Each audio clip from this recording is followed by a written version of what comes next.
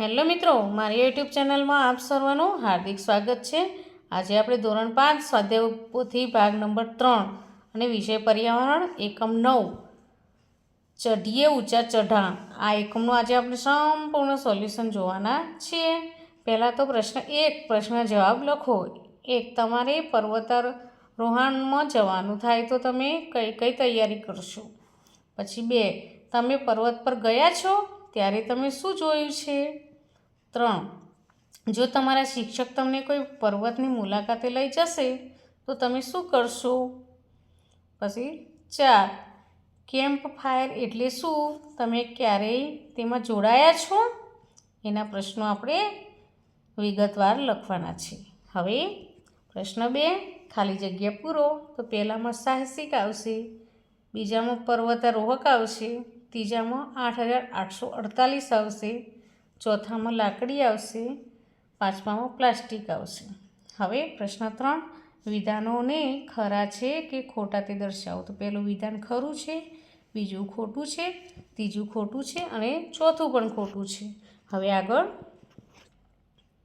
પ્રશ્ન 4 સાહસિક પ્રવૃત્તિઓના નામ લખો। પહાડી નદી પાર કરવી, તાડના ઝાડ પર ચડવું, પેરાશૂટથી કૂદવું, બરફ પર સ્કેટિંગ કરવું, રેપલિંગ, સમુદ્રમાં તરવું। હવે પ્રશ્ન 5 પ્રશ્નનો જવાબ લખો। પર્વતારોહણમાં જતી વખતે તમે કઈ કઈ વસ્તુઓ સાથે રાખશો? ગુજરાતમાં કયા કયા પર્વતો આવેલા છે? પર્વતારોહણ દરમિયાન જૂથ નાયકની જવાબદારી કઈ હોય છે? એના જવાબ આપણે વિગતવાર લખવાના છે। હવે પ્રશ્ન 7 છે નીચે આપેલ પારિભાષિક શબ્દની સમજ આપો। 1 બ્રિગેડિયર, પછી 2 છાવણી અને 3 જૂથના નાયક। આની આપણે સરસ એવી પારિભાષિક શબ્દોની સમજ લખવાની છે। હવે આગળ પછી મેક, પછી પ્રશિક્ષક।